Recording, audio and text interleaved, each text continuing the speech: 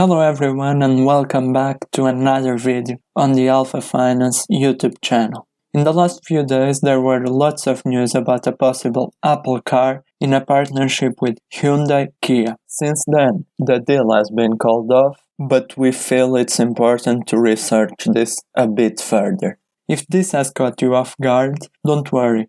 In this video, we'll recap the whole Apple car process and explain the bull thesis behind it.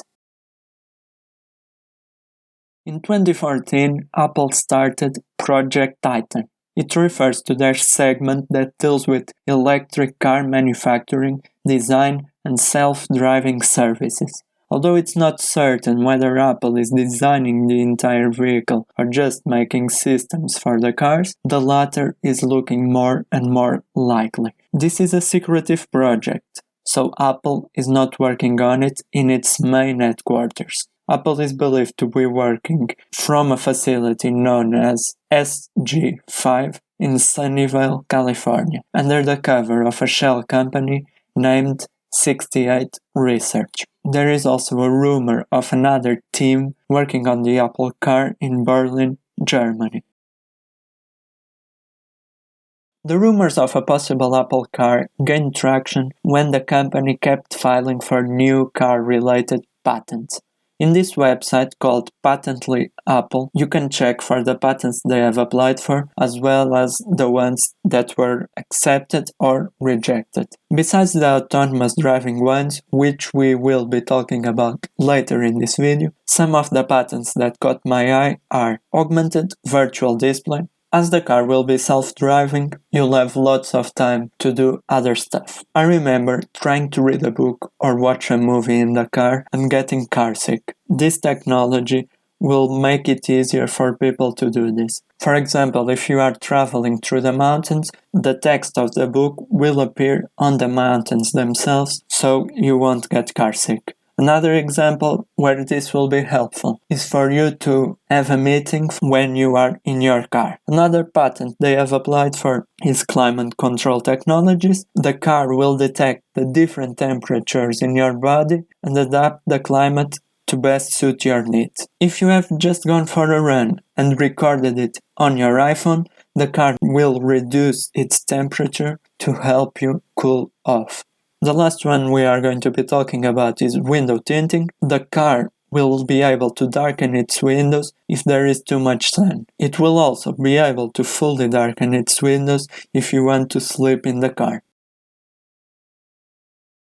The next clues about Project Titan came from the employees Apple hired. Several Tesla employees were hired, the most notable one being Doug Field, who was Tesla's Senior Vice President of Engineering, where he was responsible for the development of vehicles such as the Model 3. Then you have this guy, Michael, who was also working at Tesla as a Vice President of Engineering. We also have Jonathan Cohen, who was NVIDIA's former director of deep learning, something crucial for autonomous driving.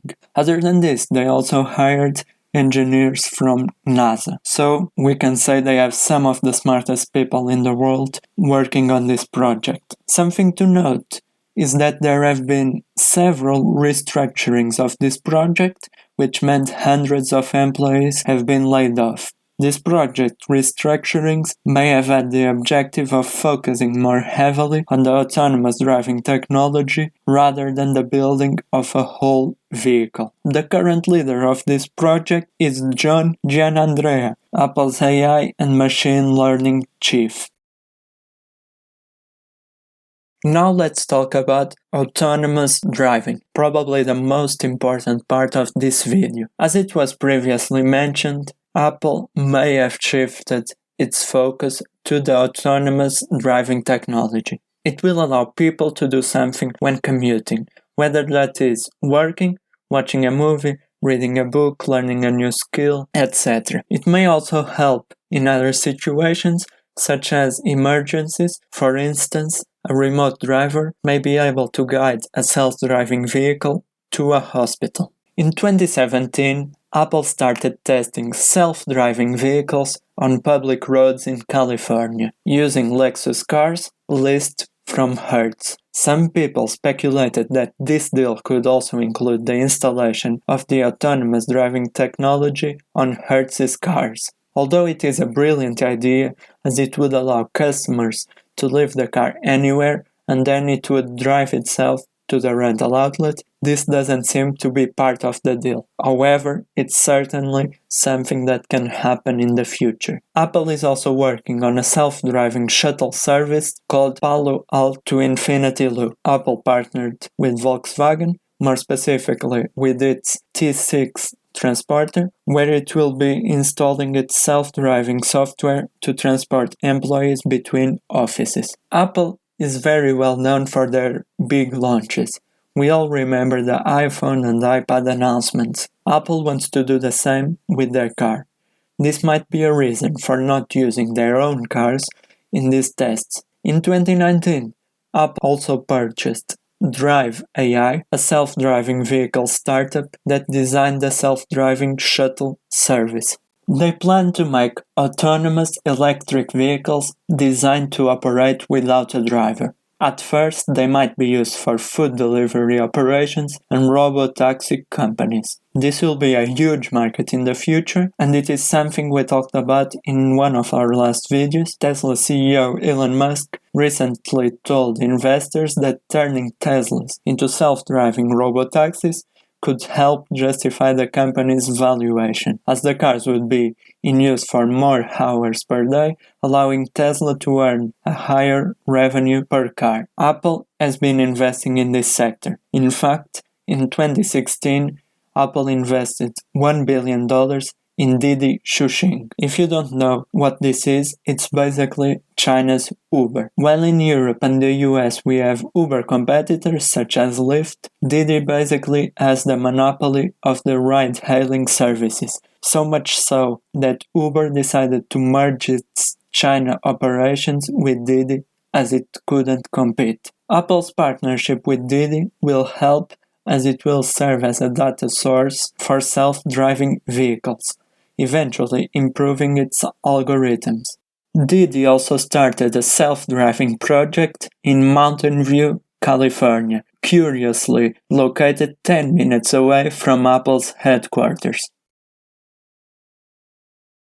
Talks have been held for Kia Hyundai to build the car with Apple's autonomous driving system and its other technologies. However, since then, the talks have stopped. A few weeks ago, Kia Hyundai announced they were working with Apple. Apple may not have liked this, as they want secrecy and discretion. Apple is also known for having multiple suppliers for their products, so they will most likely get more than one car maker to build a vehicle. So why does Apple want to make this deal? Firstly, it allows Apple to focus on its main target, that is, self-driving technology, as they wouldn't have to build a new car from scratch. Besides this, Morgan Stanley analyst Katy Huberty explained that smartphones are a $500 billion annual total addressable market. Apple has about 1/3 of this market. On the other hand, the mobility market is a $10 trillion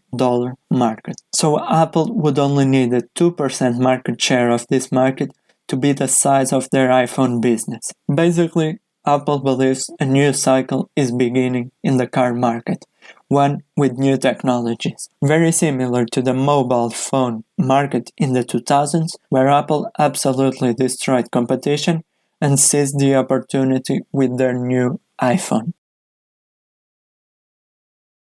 Now let's talk about Apple Cars' price. As it happens with most of Apple's products, this will be in the higher end when it comes to price. The technologies and autonomous driving capabilities may make it worth the price. It will most likely be in the Tesla price range, the one of luxury electric vehicles.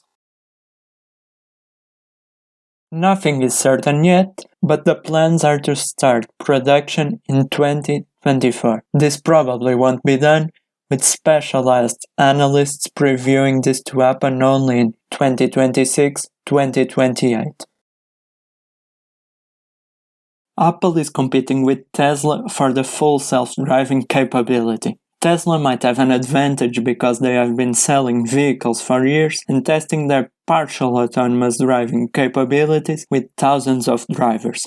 Nonetheless, Apple has some of the best engineers, an amazing board of directors, and lots of money to invest in this project. The total addressable market of the mobility business is huge, and Apple will most likely get a portion of it. If you watched one of our last videos where we talked about Apple's earnings, you'll know that they just did more than $100 billion in revenues in the last quarter. These revenues are well diversified through several segments, ranging from their products to their services business. All of these have a huge expected growth, so for these reasons, we believe Apple is a buy at the current levels. Thank you very much for watching, we hope you enjoyed it. If you did, please leave a like and subscribe so you don't miss another video.